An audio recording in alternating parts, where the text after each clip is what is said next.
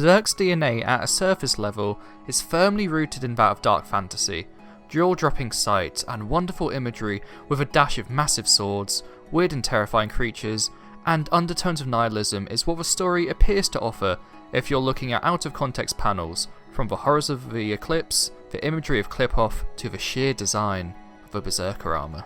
Now, what I'm saying isn't a new or even out of the ordinary observation to a Berserk fan, but due to personal circumstances in my own life and through the passing of Miura, this is a topic that I really want to talk about, not only to share it with my audience but also, albeit quite selfishly, it's something for me. Berserk as a series has had a profound impact on my life, and I found it really difficult to find a topic to cover after Miura's passing.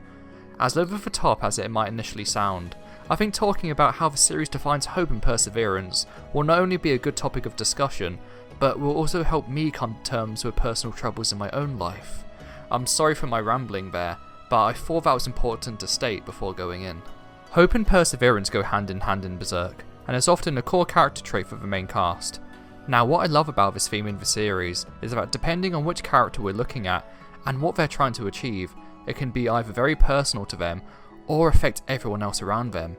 It can also take on a positive or negative outlook, and that's just scratching the surface. Unfortunately, I won't be able to go into too much depth on each character, unless you want this video to be 500 hours long. I will be missing out on characters such as Casca, Isidro and Serpico.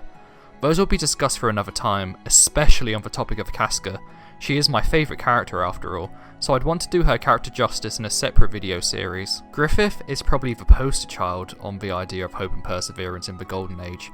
The perseverance of his arc starts out as a positive and wraps around back to a hopeful outlook. We as a reader want him to succeed. His laser-focused outlook on getting his own kingdom is a very personal and even selfish ideal, yet, due to his charisma and layers underneath the hood, that he does care for his comrades, that in turn inspires hope. His dream and his bright flame give other people hope and a place of belonging. We as humans cling to find something and somewhere to belong, and this in turn can turn into a daisy chain effect. We observe this in the Golden Age arc. Griffith inspires people to join him, like Guts. Guts joins him, and due to Guts' own charisma, he forms his own little group in the Raiders. Like the Bonfire of Dreams told us, we are all attracted to the giant flame, but form our own sparks in the process. I know in my own life I have felt the deep and profounding effect of people that I want to help and support.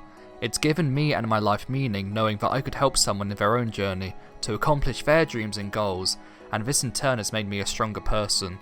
Well, luckily I wasn't sacrificing a demonic ritual in the process. And to see themes like this in my Japanese manga about a man with a massive sword is something that I really didn't expect when I first started reading Berserk all those years ago. Of course, this can also turn back around into false hope. We can see this with Griffith currently trying to round up his sheep for Falconia, but that's something I don't want to get into for this video and to tackle another time. I'm not ignoring these topics of false hope, as it does serve a fundamental component of storytelling in the series, but this would suit better for another time. Miura also displays these themes on the sense of belonging and feeling like a fish out of water on a smaller scale, and will often correlate similar character moments in other arcs. Shirokei is a prime example of this, and often feels like Guts in how she treats people in the beginning of her introduction, and how she eventually turns around to be more trusting and to integrate herself as part of a group, instead of wanting to burden everything alone. In her introduction to the group in chapter 198, she's very matter-of-fact and her demeanour is very to the point and unfriendly, even insulting Isidro's swordman skills in the process. Shirokei starts out as strictly obeying the laws of the universe, and that things work in a certain way and with no compromise. Flora has an excellent response to this, which once again ties into the wonderful theme of hope and perseverance in the series. That Shirokei's worldview is so confined to the laws of the universe and the laws of magic, that it has made her blind to what is in front of her. Guts faced fate and won. Even if the so-called rules dictate that isn't possible, we can see he did. Flora also makes clear to Shirokei that she believes that fate is something that one chooses, not something that's forced upon you. This begins a great character arc for Shirokei and displays the hope of growing into a more rounded person instead of becoming narrow-minded and twisted at such a young age. Chapter 237 is an excellent demonstration of this. Even Shirokei seeing the sea for the first time, which should be a wondrous marvel for someone as young as herself, she only related to a narrow-minded view of being a witch. only commenting on its relation to the astral world. She's also laser focused on her journey and her promise to her now late mistress Flora to assist Guts, that even Guts picks her up on this, that if she's so set about her ways even as a kid, she'll be old before her time. This sets up a beautiful, hopeful moment later on in the chapter where she breaks down and grieves properly for the first time since Flora's death, giving up the guise of being so focused on her narrow worldview of magic. Accepting the death of her loved one is something extremely relatable and once again gives hopeful undertones in the series. I know in my own personal experiences that I lost loved ones that I couldn't really accept. I had a close death in my family within the past couple of years that I didn't properly grieve for until a couple of months after they passed on. But after that I felt hope, that I was able to properly internalise the pain and sorrow and move on with my life. Not that I forgot the painful experience of losing a loved one, but I no longer was going to let that pain define me. It may seem a bit immature relating these real life experiences to a manga, but I think it's important for people to see these things in media they consume, be it manga, anime, TV, and so on. Often seeing these very human and real experiences being depicted in something you enjoy can help you internalise them to your own life. Seeing the hopeful arc of Shiraki going from a narrow-minded sheltered child to someone who is willing to immerse herself with others and was able to smile again is one of the many reasons I love this series. Farnie is one of my favourite characters in the series, and once again displays a very personal story about finding herself. She went from having an isolated childhood, where the only way she got any attention was to join in with the heretic burnings. Her twisted visions of contorting bodies dancing is what gave her the sense that she wasn't alone in the world. Her hope is recovering from this dark outlook on what it means to belong, and dedicate herself to looking after another, Casca. For a series that on the surface level may look like a very dark and nihilistic story, Miura often hammers home the very human feeling of making healthy connections as a way to heal the soul. I think my favourite Farnie moment and defining moment of their character arc is in the Casca's Dreamscape subplot in chapter 354. Look how different Farnie is here compared to when we first see her in the series. Farnie reflects for how scared the Casca sprite is and relates this to her own youth, being so afraid that you can't do anything on your own and you're not able to move forward. However, with the connection she made with Guts and his travelling party, Farnie was able to drive out her own darkness, and now she has an opportunity to do the same with another who is in a similar position to what she once was. The hope that others won't suffer the same fate as you and that you can make a difference. It's a sad tale but also a hopeful and sombre one. Do for others as they did for you, which I think is a beautiful character arc for Farnie.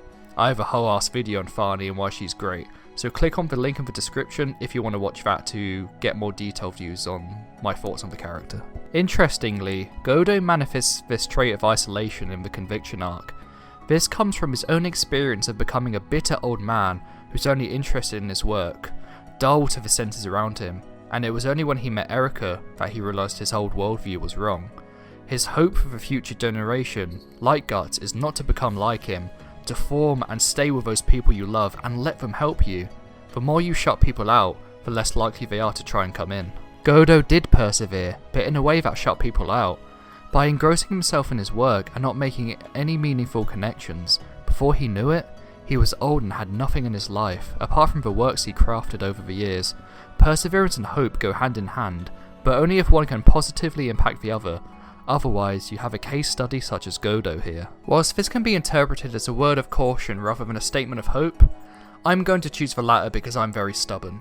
Sure, it is Godo warning Guts not to become bitter like himself, but at the same time it's also that Godo can see in Guts that he's not far too gone yet, and he has his life ahead of him to change, the hope for the younger generation not to repeat the mistakes of the old. Miura even injects the theme of hope and perseverance in some of the more minor characters in his story, which makes the world feel more alive and real. Jill in the Lost Children chapter is one of my favourite occurrences of this. The hope for her character is seeing the strength of Guts, and that she can fight back against her fate, just like Guts is. Although Jill's battles aren't perhaps on the same scale as Guts, she was once a girl who was scared of conquering her own family troubles around her, but now, after seeing Guts, there is hope that she will have the courage to fight back, in her own way. Now, let's talk about the big man himself. The perseverance of Guts as a character takes on both positive and negative traits throughout the series, and I think that's a really important element to wrap it around back to the feeling of hope towards the end of the series. Guts' perseverance at first is simply staying alive, and I think this is first displayed beautifully in his fight with the wolves in the Golden Age. Before this point, he even ponders to himself that it would have been easy to stop. At this point, his mind is gone. I really like his smile here, which is a great visual of how he's accepted his fate. But then, his body keeps going. He doesn't stop. His body takes over and he struggles and wins to live another day. Tears in his eyes, he doesn't stop. He perseveres. He has the hope to keep going. Even when his mind feels broken, his body won't stop. Sometimes living for some people is the greatest battle of them all, and for Guts' body to take over here and persevere even though his mind wasn't at that same level, I think it's a really beautiful and hopeful aspect of the character. No matter how much he struggles, he will always pull through and seek a greater tomorrow. Of course, perseverance is a key component of Guts' character and takes on some negative traits early on in the series, and later blossoms to something more hopeful as a watchful protector rather than a vengeful swordsman. The vengeful swordsman aspect is displayed rather potently in two declaration of war moments which really stuck out to me. The first I want to talk about is this moment in the Golden Age, in chapter 91, where Guts first experiences the dreadful effects of a brand of sacrifice. Guts rejects Skull Knight's words of destiny and fate. Guts is so hardcore that he rejects fate itself. He isn't destined to die and be sacrificed with a brand, because he's going to treat it like any other war. Last one standing wins. And with one of my favourite badass Guts quotes, "If I get hit, I will hit back." And when we see his war declaration, well, we see a man who will persevere no matter what, because this is the face of a revenge-fueled broken man. This is peak Guts, not taking anything lying down. This could be perceived as hopeful in the sense that Guts won't give up and defy fate itself, but we can see from the crazed look in his face and the body expressions that it's not the positive outlook on hope and perseverance we see for the character later on in the series. This is a Guts who's persevering for revenge without any self-regard for himself. This panel of "down to the last one" really sells that to me. Now let's fast forward a bit, chronologically at least, to the Black Swordsman arc, for the more cold and calculating way that Guts declares war on his enemies. Let's look at when he declares war on the Count, after the Count's public execution of heretics. Look how cold and calculating that this declaration is. It's not like the frenzy-fueled Guts we saw at the end of the Golden Age. He simply draws the brand in blood on the decapitated head and signals a slitting of the throat action to the Count, as if to say, "You're next." Guts' perseverance and determination is still there. He's now so confident on his mission that he can mask his real emotions to make sure he completes it no matter what. It shows that he's been on his revenge-fueled quest for far too long, that he's almost numb to everything else apart from his mission to kill all the apostles and the God Hand. His determination is still there, it's just not manifesting in a healthy way. It's important to discuss the negative and toxic traits of Guts' perseverance, to wrap it back around to a more positive and hopeful outlook.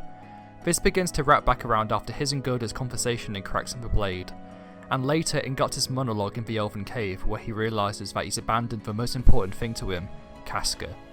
I've talked about Cracks in the Blade to death in a separate video, so once again I'll stick that one in the description. Guts' determination changes from that of a revenge-fueled warrior to that of a watchful protector of Casca, and willing to help those he cares about. Do you think Black Swordsman Guts would have went back for Farney after abandoning the group? I sure don't think so. Obviously it took a while for Guts to get there, and there's a lot more layers from Black Swordsman Guts to where he is now, a discussion for another time really. But in the theming of hope and perseverance, it really does show that even those who seem the most lost in the darkness always have a chance to persevere and become a better person. If Guts can do it, so can all of us. This all culminates in an excellent and emotional way in chapter 349, where Guts has a conversation with Serpico and Roderick, whilst Farney and Shirke traverse Casca's dreamscape. Guts reflects on the fact that alone, the only burdens he had to bear were his own, therefore he did not care about his own life or what could happen. But he's grown since then, as he says himself. His sword grew heavier when Casca joined him, as now, he was responsible for another. No longer could Guts be reckless, because he wasn't selfishly fighting for his own rage-fueled desire, but instead, to protect another. He managed to grow as a person and accept help from others. He still perseveres on with his ironclad determination, but now to protect those he cares for. Sure, some of these traumas are still rooted in catastrophic events, which we can't fathom in the real world, such as the eclipse, but each character still goes through moments of isolation, wanting a sense of belonging somewhere, not knowing how to deal with grief, and so much more. These are all real emotions that we as humans often don't want to deal with. Again, it's important to see these things in our favourite pieces of media, because it can help us come to terms with our own struggles. I can guarantee that everyone watching this video has experienced some hardship, and at points, it can all look completely hopeless. But I think that's why stories like Berserk are so important. It's about the core concept of being human underneath its dark fantasy dressing, what it means to wake up and just get through the day, and the hope that things will get better, if we just persevere to make it through to the other side. Ending on a cheesy note here, but thank you so much for watching. This part is unscripted by the way, so I'm sorry if it sounds a bit rougher than usual. Yeah, sorry for going the hiatus for this long. I'm getting back into the swing of things, so the script might be a bit rusty. I'm sorry if there's times where I'm repeating myself. The audio quality might be a bit choppy as well. Again, as I'm getting back into editing the swing of things, hopefully that will improve. But any feedback in the comments is greatly appreciated. But if you do want to support me and want to see more of these, consider supporting me on Coffee or buying me a coffee. The link will be in the description. Thanks guys for watching, and yeah, I'll catch you on the next one.